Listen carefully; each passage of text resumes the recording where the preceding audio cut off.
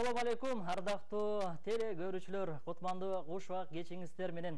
Баткен телеканалында түз эфирде кечки Баткен телекөрсөтүүсүнөн жалпыңыздарга ысык салам айтабыз. Мына ушундай ардактуу көрүүчүлөр, Кудай бүгүн насип этип дагы сиздер менен эфирден көрүшүп жатканыма чексиз кубанычтамын.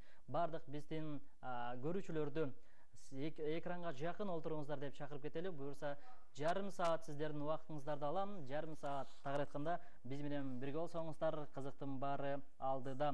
Бүгүн дагы ардактуу көрүүчүлөр, адаттагыдай эле студиябызда меймандарыбыз бар. Андан сырткары өзүңүздөр билгендей эле конкурстарыбыз, оюндарыбыз бар. Жеңүүчүлөргө албетте биздин демөөрчүлөрдөн белектерибиз бар. Кыскасы кызыктын баары алдыда.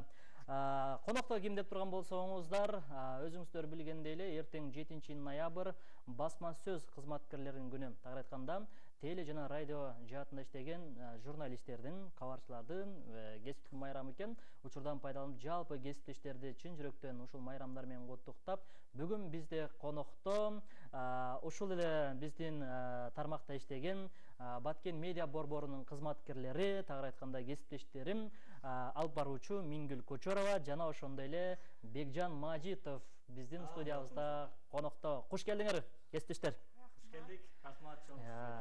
Кечки маанайлар кандай? Кечки маанайлар буюрса аябай жакшы. Ушул кечинде кечки Баткенге чыгат экенбиз деп бүгүн эртең менен темдери даярданып, аябай жакшы маанай тартуулап берели деген аракет менен чу дегенде эле эфириңизге келдик. Ооба, негизи бүгүн биздин майрам, бирок ага карабастан мына азыр эфирге чыгаардан алдын дагы жумушта болдум, монтажда болдук. Аябай мындай оор күн болду десек да болот. Бир чети баягы куттуктоолор көп болду. Куттуктоонун көптүгү дагы сени баягы толкундатат эмеспи? Мынтип бир аз кыйын абалга салат дегенде, экинчиден жумуш, монтаж болуп чыгып аябай мындай толкундануулар абдан болуп атат дегенден. Биз көрүүчүлөргө айта кетели, бизди кечтен бери ар тараптуу баягы кызматкерлер келип, бизге ыраазычылык сөздөрүн айтып куттуктап кетип атат. Бүгүн дагы алардын катары суюлбай, мынакей бүгүн дагы куттуктап аткан учурум. Ыраазычылык айтабыз ушул бизди куттуктап аткан жалпы мекендештерибизге. Ыраазычылык айтабыз. Мына кесиптештер менен таанышып алдык. Буюрса Мингүл жана Бекжан жарым саат биздин студиябызда конокто болот. Андан дагы бир ирет куш келдиңер. Бүгүн Мингүл эмне жаңылыктар болду? Бүгүнкү жаңылыктар эме? Майрам уктук эме, баягы элдер келип куттуктаптыр. Андан сырткары эмне болду? Бүгүн эмне болду Бекжан? Бүгүн негизи кадимкидей эле иш күнүбүз болду. Майрам үстүндөгү жумуш десек жаңылышпайбыз. Ушул кадимкидей эле мурда кандай иштеп жүргөн болсок, бүгүнкү күнү дагы ошондой эле жумушта болдук. Өзгөчөлүгү бул көпчүлүк мекеме ишканалардан келип, биздин жалпы кесиптештерибизди майрамдар менен кызуу куттуктап кетишти десек болот. Учурдан пайдаланып, бизди куттуктап кеткен жалпы Баткен облустук мекеме ишканаларына терең ыраазычылык билдирип кетебиз. Ооба, негизи Мингүл, эмне толкунданып атасың ба? Мен толкунданып атам. Анткени биринчи жолу сиздин эфириңизге келип атам. Негизи эле журналисттердин майрамы, негизи басма сөз күнү, негизи эртең 7 ноябрь. Бирок бүгүн эмнегедир бүгүн эле башталды. Кече башталыптыр, адашам мына, кече башталыптыр биздин майрамыбыз. Албетте, баягы биздин журналисттердин ар бир күнү баягы жаңылык менен коштолуп туруш керек деп айтат го. Көпчүлүк эмне жаңылык деп сурай берет эмеспи? Анан жаңылык жок десең, кантип эле силерде жаңылык болбосун деп. Ал сыңарындай жаңылыктын үстүндө өзүңөр иштейсиңер деп эле. Ооба, жаңылыктын үстүндө өзүңөр иштейсиңер дегендей, сыңарындай биз айтып калабыз. Жаңылыкты сиз Баткен ТВны саат 8-те, кечки 10-до көрсөңүз, мына ошону билип аласыз деп айтам да. Эң кызыгы жума күнү көрүңүздөр 8:30-дан 9-га чейин деп. Түз эфирде. Ооба, негизи эле ошол чын эле бүгүн баягы эле майрамдын үстүндө жумуш жана жумуштун үстүндө эфир. Бүгүн өзгөчөлүгү ушул эфирге биз бүгүн алып баруучу эмеспиз. Бүгүн биз конокпуз. Коноксуңарыз. Бүгүн ошондон азыраак сүйлөгүлөчү. Тамаша, касыптыкем бар тамаша. Мынакей ардактуу замандаштар, ардактуу көрүүчүлөр. Демек, бизде адаттагыдай эле өзүңөр билесиңер, викторина оюндарыбыз бар. Өзүңөр көрүп тургандай эле алдыда мынакей оюнчуктарыбыз жана ошондой эле бул жакта таттууларыбыз турат. Буну ким берди деп турган болсоңуздар, албетте биздин демөөрчүлөр берди. Алдын ала айта кетпесек болбойт. Азыр биз оюнду баштар алдында мен бир аз спонсорлор менен жалпы көрүүчүлөргө айта кетейин.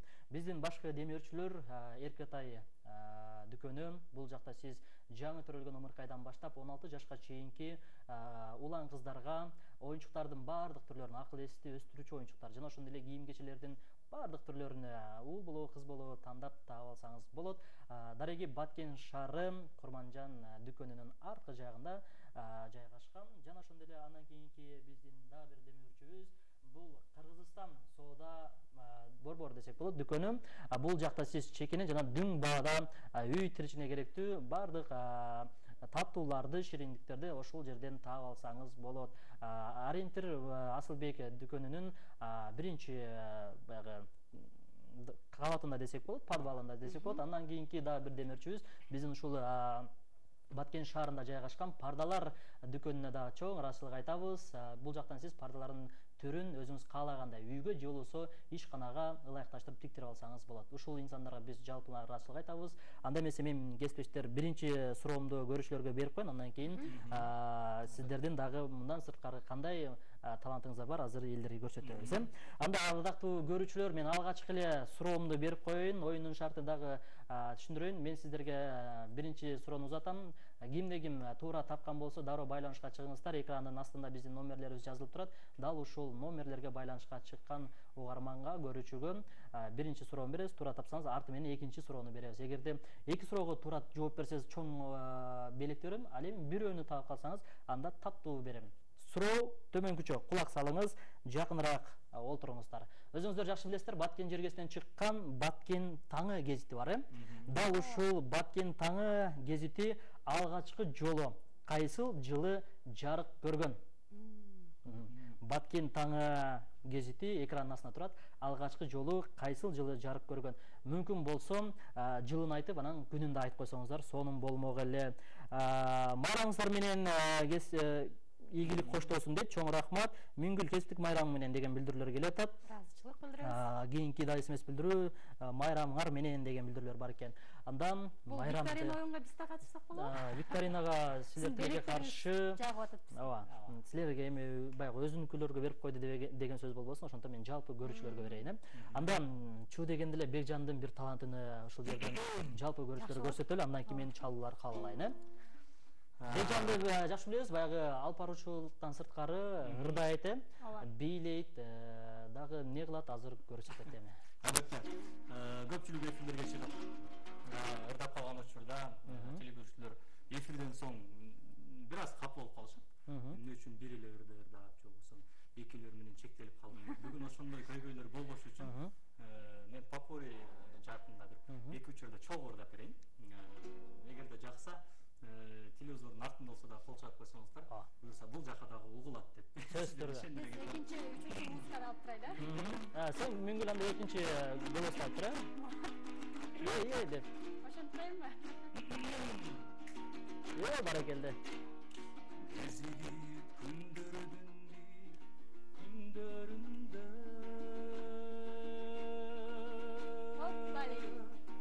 Кайрысыз айлардын бир айларында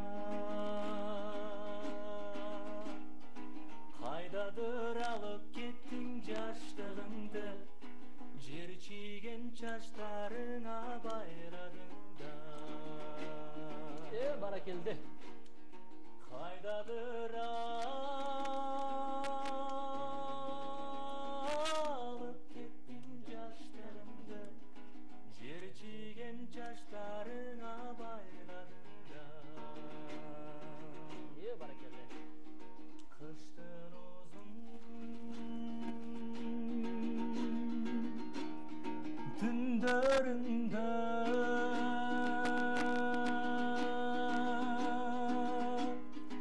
эске түштү бала кезим, менин арча жыттандан. Сагынамын, сен мени сагынтасың, еңсем аны сен эми кайрылбайсың.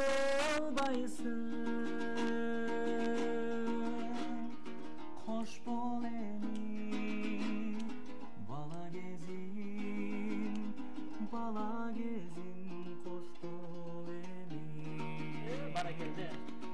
менин бала бойдон калгым келет, балалык көз алдыма элестене, наристе же туңгузбай,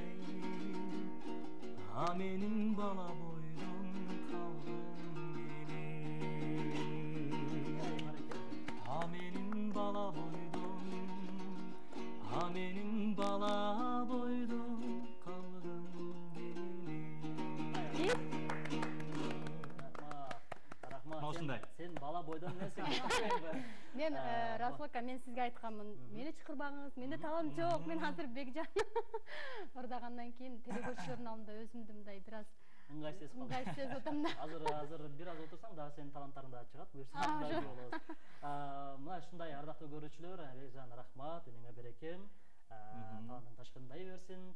Анда эмесе биз уруксат эткиле, бизде жооптор дагы келип атат, жана ошондой эле Албетте. туулган күн ээлери дагы бар экен, жана андан сырткары бизде силерге келген SMS билдирүүлөр бар экен.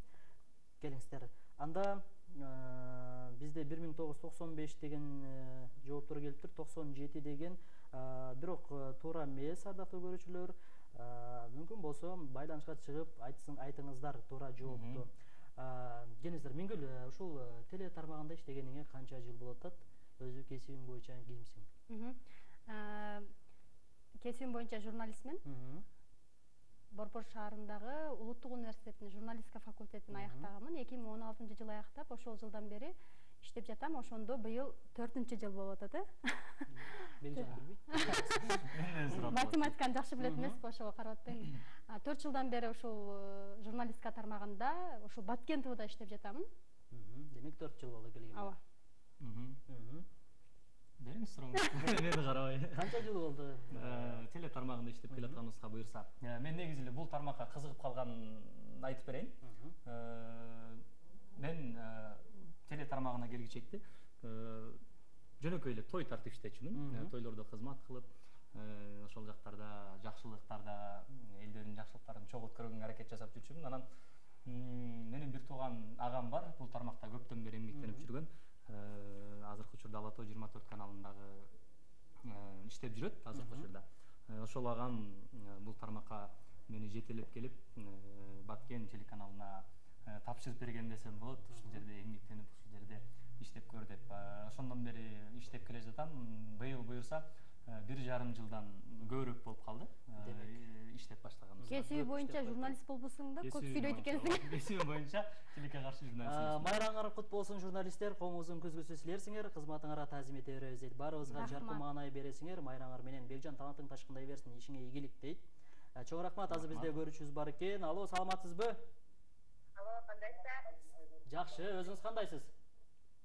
Саламатчылык. Таанышабыз, аты жөнүңүз ким, кайсы жактан байланышка чыгып атасыз? Биз Карабак айылынан чыгып атабыз. Карабага же Карабулакпы? Карабак. Карабак. Атыңыз ким болот? Атым Алмагүл. Алмагүл эже, сизди угатабыз. Сиз журналисттерге суроолоруңуз барбы же оюндун жообун айтасызбы? Мен ойдун суроосунун жообун айтайын деп чыктым эле. Демек, Баткен таңы гезити алгачкы жолу кайсы жылы жарык көргөн деп ойлойсуз? 31 март 2000 жылы. 2000 жылы 31 март деп ойлойсуз, демек сиз жылын туура эле таптыңыз, бирок мына айыны адашып атасыз. Башка вариантыңыз барбы? Башка вариантым жок, бирок. Жоонда жылы эле жазылганбы же айда? Бирок жоонда жылы эле жазылган. Азаматсыз Алмагүл эже, сизди чын жүрөктөн куттуктайбыз. Сиз биринчи сурообузга туура жооп бердиңиз. Эми дароо эле мен экинчи суроону узатайын. Анан кийин эгер туура тапсаңыз, мен сизге чоң белекти берейин, Кандай дейсиз? Анда экинчи сурообуз төмөнкүчө, урматтуу Алмагүл эже. Туңгуч кыргыз тилдүү Эркин Тоо гезити алгачкы жолу кайсы жылы жарык көргөн? Мынакей экранын астында жооп варианттар менен турат. Эркин Тоо гезити туңгуч кыргыз тилдүү гезит деп саналат. Кайсы жылдары жарык көргөн деп ойлойсуз? 1920, 2000, 1924, 1996 жылы. 1924 жылы 7 ноябрь экен. Кыйын экенсиз, азаматсыз, кол чабуулар. Бар болуңуз. Алмагүл эже көрүп атасызбы бизди сиз азыр? Сонун элек тутуп алдыңыз го. Жаман оор экен. Алмагүл эже көрүп атасызбы бизди? Көрүп атсаңыз, менин колумда турган мына чоң оюнчук. Сиздин балаңыз болсо, балаңызга ыйгарып тапшырып коесуз. Дагы бир сизди чын жүрөктөн куттуктайм. Эми учурдан пайдаланып, кабыл тилектер жол болсо, саламдар болсо жолдоп алсаңыз болот.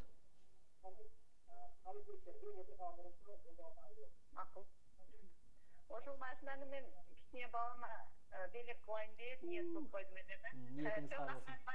Майрамыңыздар менен. Рахмат. Алмагүл эже, эфирден сырткары байланышка чыгыңыз. Мен сизге жообосун түшүндүрөм, кантип алып кетишиңизди. Макул. Чоң рахмат деди. Рахмат сизге дагы. Мына ушундай биздин Эркетай дүкөндөгү эң чоң болгон белегибизди мына алгачкы жолу чуу дегенде эле биздин биринчи байланышка чыккан Алмагүл эжебиз алып кетти. Куттуктайбыз. Эми насип кылсын, ниет кылган кезиз. Албетте баягы ниеттер кабыл болуп дейт го, ансыңарындай жакшы ниет кыла бериңиз, балким сиздин да ниетиңиз кабыл болушу мүмкүн. Анда биз болсо алдын көздөй уланта беребиз, ардактуу көрүүчүлөр. Бизде СМС билдирүүлөр дагы бар экен. Журналист кесибини тандап алсаң, кайсы кесиптин ээси болмоксуң? Эгер журналист болбой калсаң. Журналист болбой калсамбы?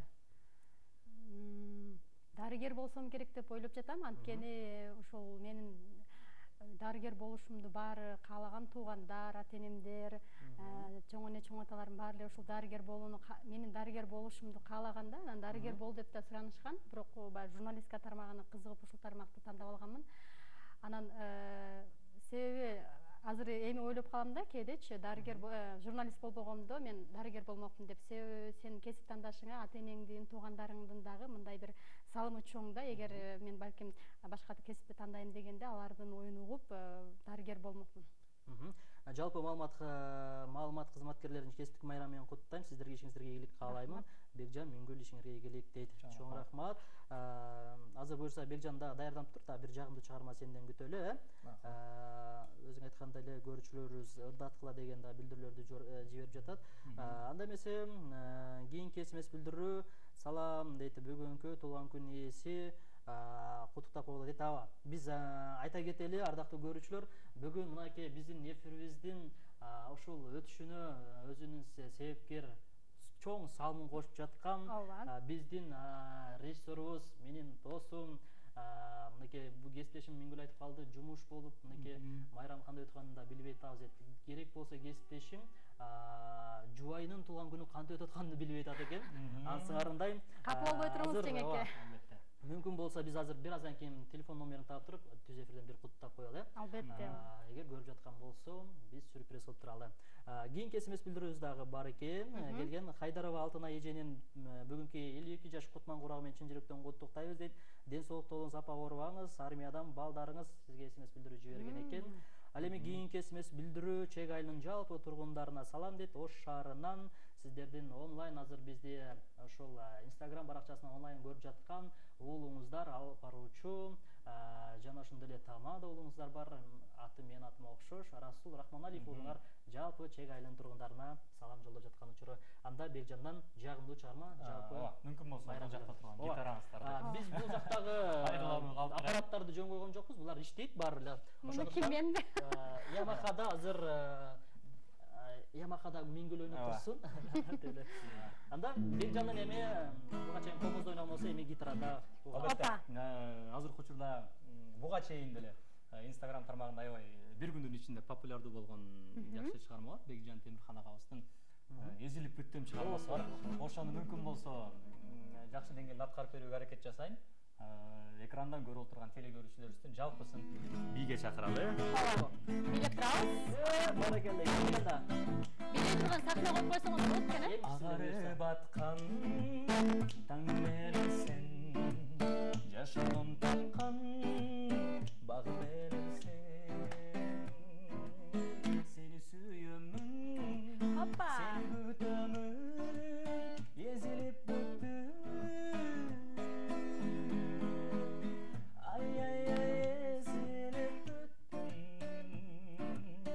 Алтын өзүңдү күттүм, кайдасың асылым азыр, жаным сагындым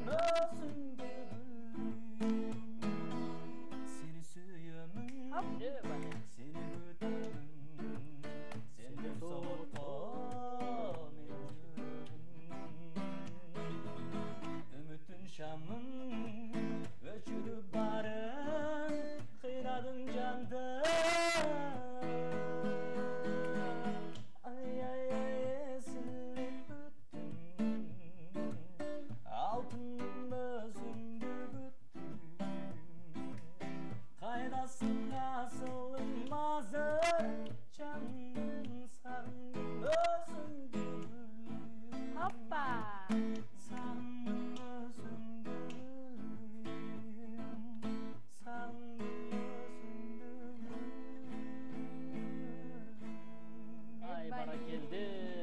Кол чабуулар болсун. Бекжан Мажитов, Бекжан кимелер даган? Темирхан аткаруусундагы Эзилип бүттүм деген жагымдуу чыгармасы болду. Чоң рахмат айтабыз. Саламатсыздарбы дейт, сиздерге суроо дейт. Белгилүү алып баруучулардан кимди кумир тутасыздар дейт. Анан таң нуру эмнеге чыкпай калды? Асел Зура Бекжанга чоң салам дейт. Жооп берип койгула. Азыр мен катар менен окуйн, андан кийин убактыбыз аз экен. Баткен ТВ салам дейт. Сонун эфир болуп атат. Мөңгүл эже ишиңизге ийгилик дейт. Чоң рахмат. Кийинки Бекжан ишиңе ийгилик, ден соолугуң чың, өмүрүң узун болсун дейт. Кийинки СМС билдирүү саламатсыздарбы? Жалпы жамаатыңыздардын майрамы менен чын куттуктаймын. Мөңгүл сага ден соолук, чексиз бакыт, ишиңе ийгилик каалай, сага эки дүйнө бакыт этсин. Эртерээк турмушка чык дейт. Өзүңөр эле ойнотуп бересиңерби дейт. Честно ойноткула дейт. Бул оюн ардактуу көрүүчүлөр, бул жакта байланышка чыгып атат. Мен честно эле карап атам. Бизге чалган абонентти кабыл алып атам. Ошондуктан туура эле түшүнүңүз, биз буну отчет катары демирчилерге да узатып жаткан учурубуз. Кечки Баткен телеканалда ишиңиздерге ийгилик каалайм дейт. Чоң рахмат. Бизди көрө бериңиздер, ар дайым бизден алыстабаңыздар. Чоң рахмат, ишиңиздерге ийгилик. Апа, мен сизди жакшы көрөмүн. Келиниңиз махабат, Нурмат Садыктарлардан берип койгула дейт. Чоң рахмат айтабыз. Анда кесиптештер учурдан пайдаланып эми жалпы биздин кесиптештерди куттуктап койсоңор болот. Убактыбыз барында. Биз азыр суроого жооп берип коелу. Суроого боюнча суроо жооп берип атышат. Бекжан, биз таң нурга чыгышыбыз керек. Неге чыкпай калдыңар? Негизи чын эле бизди дагы сагынып калыппыз. Биз дагы таң нурунучу көптөн бери эфирге чыкпай. Негизи өзүңүздөр билесиздер, мына өлкөдө жалпы эле дүйнөдө болуп жаткан пандемияга байланыштуу биз бир аз эфирлерибизди кыскартканбыз. Ошого байланыштуу биздин таң нуру маалымат музыкалык программасы да токтоп турат. Буйруса биз албетте алдыда жаңы бир өзгөрүүлөр менен, жаңы бир дем күчтөр менен чыгабыз деген ишеничтебиз. Анан белгилүү алып баруучулардан кайсыл алып баруучуларды кумир тутасыз деген кумир тутасыздар деген суроо келген экен. Мен ушул жерден жооп берип кетейин. Белгилүү алып баруучулардан Мөңгүл Көчөрө деп койчу. Негизинен мен чыгармачылыкта жүргөн ушул жерде отурган кесиптешим Мөңгүл эже экенди ошондой эле менин устатым барыңыздарга эле маалым болсо керек. Ахматов Расул агамды да аябай сыйлайм. Ушул кишилерди кумир тутуп жүрөм десем болот. Албетте анан негизи эле бардык эле алып баруучулардын эмгеги аябай катуу десем болот. Себеби даярданып бир эфирди алып чыгуу дагы бул өзгөчө бир түйшүктү талап кылат десем жаңылышпайм. Ооба, анан учурдан пайдаланып жалпы биз кесиптештерди Баткен телеканалынын, Баткен медиа борборунун жалпы кызматкерлерин, ошондой эле аймактагы биздин башка дагы кесиптештерибиз бар. Ошо жалпы буюрса эртеңки 7-ноябрь басма сөз күнү менен баарыңыздарды чын жүрөктөн куттуктайбыз. Бүгүн жумуш экенине, майрам экенине карабай жумуш үстүндө болуп турган биздин режиссерлорго, операторлорго дагы өзгөчө ыраазычылык билдирип, майрамыңыздар менен чын жүрөктөн куттуктайм. Ооба. Чоң рахмат айтабыз. Азыр эми мен бул жактан мүмкүн болсо силер сүйлөп туреле. Эмне үчүн таң нуру чыкпай калды дегенге жооп бердиңер да? Жооп бердик, ооба. Эмне үчүн десечи. Демек, майрам буюрса эми мына шартка байланыштуу, биз жалпы көрүүчүлөргө айтып коелу. Эми буюрса ушул бир аз үйдөн дагы чыкпаганга аракет кылып, эрежелерди так сактап, ушул ооруну буюрса жеңсек, буюрса жакшылык күндөр баардыгы алдыда деген ойдобуз. Анда Бекжан, дагы бир сенден жагымдуу бир куплет чыгарма болсун, эфирибиз дагы аяктап баратат. Же Мөңгүлгө гитараны бер, Мөңгүл ыртап берсин. Анда Акжолтой Канатбек уулу агабыздын көпчүлүк сүйүп уккан Бегим аяктуу бар. Ошолорду бир куплет кайырмасы менен кап берип коеюн. Жакшы болот. Кабыл алып коюңуздар.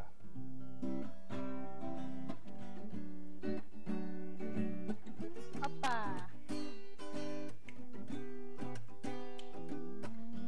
Караган көзүң менен кадалап, капылет жараладың садага кантейин көкүрөгүң эстиң ай. Калгандай бир мен үчүн жаралан керенмеп, сөзүң берип мага да сен менин кереңиңме жеттиң ай. Байкатпай алдыртаң карачык, байкеңдин ойлорун азап кылып, жактырып калганымды сездиң ай. Асылым сездим ай, сездим ай, сездим ай.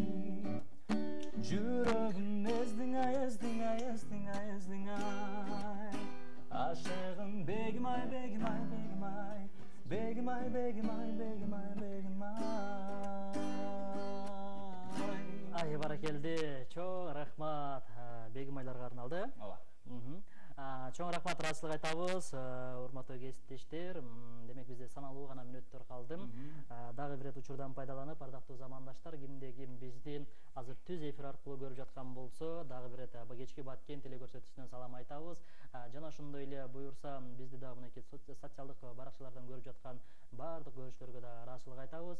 Анан жалпы ушул биздин спонсорлорго, демирчилергө, Эркетай дүкөнүнөн бул жактан сиз каалаган 6 жаштан же болбосо жаңы төрөлгөн ымыркайдан баштап 16 жашка чейинки улан кыздарга сиз кийим кечелердин түрлөрүн жана ошондой эле акыл эсти өстүрүүчү оюнчуктардын түрлөрүн тапсаңыз болот. Дареги Баткен шаары Курманжан Датка дүкөнүнүн арты жагында жайгашкан. Ал эми кийинки дагы демирчүбүз болсо, бул Кыргызстан дүкөнү, чекене жана дүң баада сиз бул жактан үй тиричиликке керектүү баардык продуктыларды ушул жерден арзан баада да сатып алсаңыз болот. Дареги Асылбек соода борборунун подвалында, жертөлөсүндө жайгашкан. Андан сырткары биз пардалар дүкөнүнө да ыраазычылык айтабыз. Бул жактан сиз пардалардын түрүн тапсаңыз болот. Кеңсеңизге же болбосо үйүңүзгө керектүү ылайыктуу пардаларды тиктирип ошол жактан сатып алсаңыз болот. Бул борбордук базарыбыздын маңдайында жайгашкан. Ооба. Кесиптеш, биз азыр кесиптешибиз Эргалы Мураталиевдин жубайын бүгүнкү туулган күнү менен түз эфирден куттуктайлы, сюрприз кылайлы. Алло. Саламатсызбы? Ушул номер беле? Жок, кимге чалып койдуңар? Кечиресиз, биз адашып мына номерге чалып, мына номерге мына. Кечирим сурайбыз, кайра чалабыз. Кана дароо терес, убактыбыз дагы азайып баратат, кесиптештер. Себеби кийин чалсын деп атпайм, эфирден кийинчи. Эфирден ушунусу жагында. Биз чалып атабыз, жеңебиздин аты кандай эле? Жеңебиздин аты? Жеңедей бересиңер. Жеңедей бересиң. Азыр чалбар кетти, ардактуу көрүүчүлөр, биз түз эфирде экенибизди унутпаңыздар, саналуу мүнөттөрүбүз калды. Алло, саламатсызбы? Алло, саламатсызбы? Жеңе, кандайсыз? Аябай жоюлбай жакшы сүйлөйт. Биз азыр Баткен телеканалын көрүп атасызбы азыркы учурда?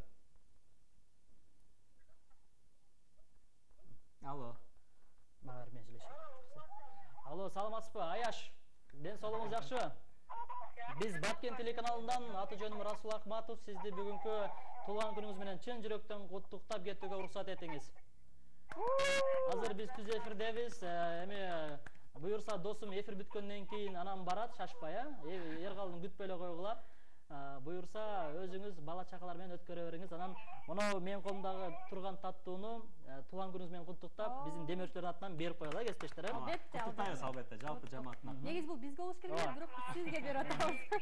Ооба, эгерде азыр кааласаңыз, сыналгыңыз коюп, бизди көрүп турсаңыз болот. Дагы бир чын жүрөктөн куттуктайбыз. Ушул уул кыздарыңыздын бактысына бар болуп, досум экөөңөр бактылуу болгула. Кармашкан колуңуздар үзүлбөсүн. Рахмат. Чоң рахмат. Бар болуңуз. Анда кесиптештер, кыска нуска силерге эркин микрофон берейин. Убактыбыз да бүтүп калды. Эми атайын чакырганга жараша узун эле. Жок, эми шарт ушундай болуп калды. Убактыбыз жетип калды. Ошондуктан туура түшүнөсүңөр деген ойдобуз. Негизи ыраазычылык билдиребиз. Чоң рахмат сизге деп. Негизи ырдап берейин дегем, эфирден пайдаланып, мен деле ырдап билип берейин дегем, бирок убакыт жетишпей калды. Түшүнөбүз. Буюрса кийинкиде чакырсаңыздар, талантымды ошондо көрсөтүп бермекмин. Албетте тамаша, ыраазычылык билдиребиз. Жалпы кесиптештерди куттуктайбыз жана бизге буга чейин СМС билдирүү жиберген, биздин телекөрүүчүлөргө, бизди күткөн, баягы таң нуру чыксын деген күткөн телекөрүүчүлөрүбүзгө дагы рахмат жана ысык салам айтабыз. Кыска убакыт өтүп татаал жүк менен анын баарын адамзатка жүктөгөндөй көтөрө албай тажап кетсең билип жүр, өмүр кино, кызык кино бүтпөгөн деген сөз бар кыргызда. Албетте убакыттын кыскалыгы биздин жүрөгүбүздү оорутуп турат десек болот. Эфирге көптөн бери чыкпай, эфирде сагынып калган учурубуз экен. Ошентсе дагы кечки Баткен көрсөтүүсүндө терең ыраазычылыгыбызды билдиребиз. Жалпы массалык маалымат каражаттарында жумушта иштеген журналисттерди, биздин кесиптеш агаларыбызды, эжелерибизди жалпысын майрамдары менен чын жүрөктөн куттуктайбыз. Чоң рахмат кесиптештер, алтындай болгон убактыңарды бөлүп келген силерге рахмат. Ишиңерге ийгилик, калемиңер курчай берсин. Жана ошондой эле учурдан пайдаланып биз дагы ушул Баткен медиа борборунун жетекчиси Алим Набиевич жана ошондой эле Кайрат Эркинжанович баштаган жалпы жамаатыбызга ишиңерге ийгилик, ден соолук жана ошондой эле Адыл Акматов агабызга дагы жалпы жамаатына ийгиликтерди айтабыз. ишиңиздерге ийгилик, дагы бир ирет калемиңиздер курчуй берсин. Ал эми ушу менен бүгүнкү кечки Баткен телекөрсөтүүсү түз эфирдеги берүүсүн жыйынтайт. Эми айла жок, убакыт деген ушундай экен. Убакыт учкан куш, кушту кайтарасың, убакытты кайтара албайсың дейт ансыңардай. Кийинки жума дагы сиздер менен көрүшөбүз. Жалпыңыздарга чоң рахмат. Алып барган аты жөнүм Расул Акматов. Бүгүнкү конокто Миңгил Көчөрова, Бекжан Мажитов болду. Саламатта калыңыздар. Көрүшкөнчө. Саламатта калыңыздар.